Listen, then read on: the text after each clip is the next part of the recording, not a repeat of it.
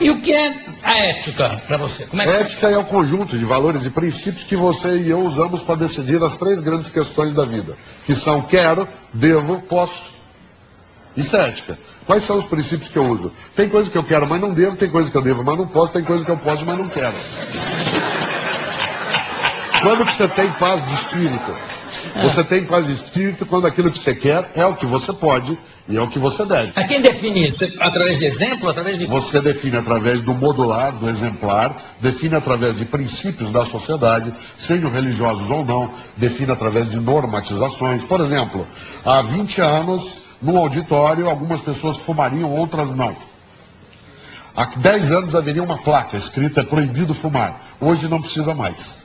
Hoje as pessoas o fazem, elas introjetaram aquele comportamento social. Às vezes aparece como norma. Você se lembra quando o cinto de segurança passou a ser obrigatório uso no Brasil? Tá? Muita gente, para burlar a lei, comprava a camisa do Vasco. Lembra? Com aquela faixa, para que o agente da lei não visse. Ora, hoje você entra no carro e coloca o cinto sem lembrar da multa. Isso significa que a ética vai se construindo com isso. Agora, cautela. Não existe ninguém sem ética. Diz assim, mas o deputado que frauda, o fiscal que faz, o professor que engana, esse tem uma ética que é contrária da nossa ética. Ele é antiético.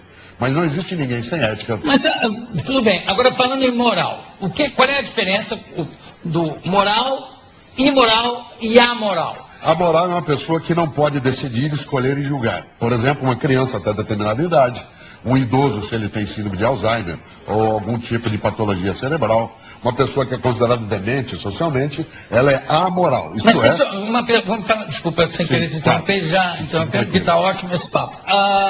Se você tem 30 anos, às vezes a pessoa diz, não, ele não é nem moral, não é moral nem imoral, ele é amoral. Não, isso não existe. Moral é a prática de uma ética. Ética é a concepção, ética é o princípio, moral é a prática. Portanto, eu tenho um princípio ético, não pegar o que não me pertence. O meu comportamento moral é se eu roubo ou não. O princípio se traduz numa moral. Uma pessoa amoral, ela teria que ser alguém incapaz de decidir, julgar e avaliar. Aliás, a lei chama de incapaz. Você tem gente que é imoral. Quem é imoral? Há pessoas que consideram um beijo entre dois homens imoral. Outras pessoas consideram um beijo moral. Depende da moral que você pratica e ela está na referência da ética que você tem por trás. E da época. E da época. Por exemplo, se eu sou um grego clássico, como, por exemplo, o principal pensador Sócrates.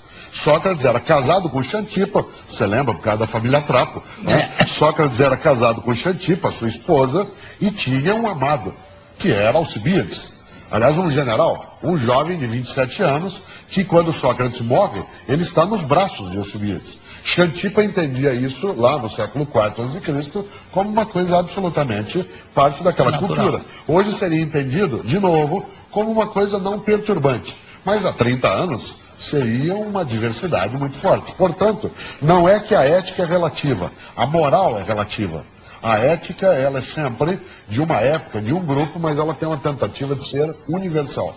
Isto é, Carta dos Direitos Humanos. 40 anos nós estamos discutindo as questões de 68, ou 60 anos da Declaração dos Direitos do Homem. É uma tentativa de uma ética universal. Toda criança tem que ser respeitada, não pode haver discriminação. Como isso se traduz na prática, aí já é outra percepção. E o que você fala de praticidade?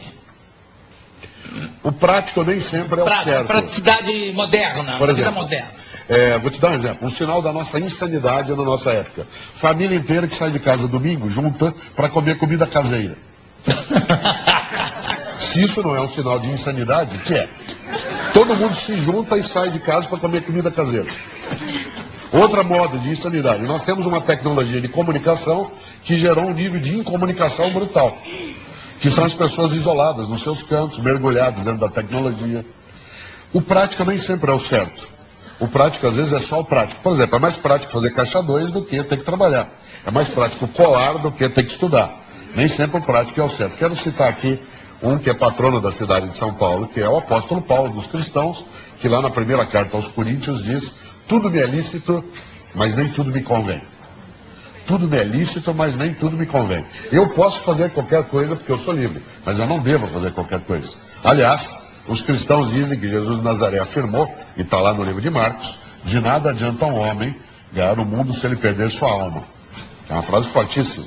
Seja você um homem que tem religião ou não, tanto faz, a frase é forte. De nada adianta um homem ganhar o mundo se ele perder sua alma. E o que é perder a alma? É perder a tua integridade, é perder a tua hombridade, é perder a tua capacidade de ser honesto, transparente, digno. Isto é, perder aquilo que nós não vamos levar, que é exatamente a nossa identidade. O Mário, você falou em São Paulo, né?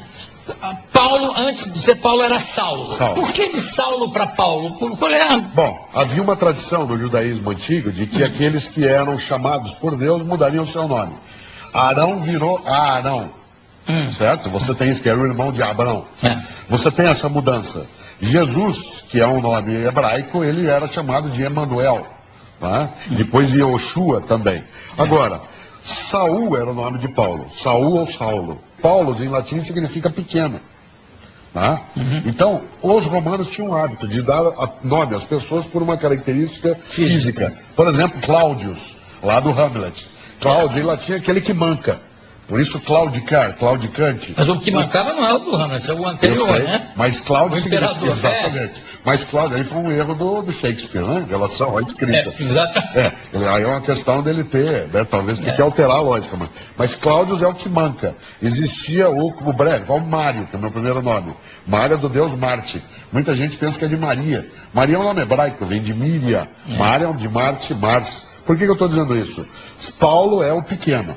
E aí ele ganha o nome para ter humildade. Você lembra que ele se converte quando ele, no caminho de Damasco, na atual Síria, cai do cavalo, literalmente, bate no chão, e aí ele tem aquilo que ele chamou de iluminação. E caiu do cavalo. E caiu do cavalo. E aí se chamou Paulo, isto é, o pequeno, o humilde. Aliás, ele ensina bastante, sabe por quê?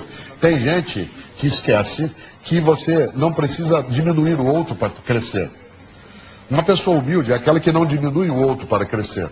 Há pessoas que são tão arrogantes que elas só conseguem se elevar se ela diminuir a outra pessoa. E há pessoas inteligentes que crescem junto com o outro. O Paulo, seja o Paulo Freire, com quem eu tive a honra de trabalhar 17 anos, que foi meu orientador no doutorado, seja Paulo de Tarso, seja Paulo Evaristo Arnes, seja Paulo Altran, são grandes nomes. Paulo Maluf já é da sua conta. Está fora da filosofia. Quer dizer que o nome às vezes engana. Nem sempre. Porque a noção de pequeno não se aplica exclusivamente à humildade. Eu conversei aqui com essa maravilha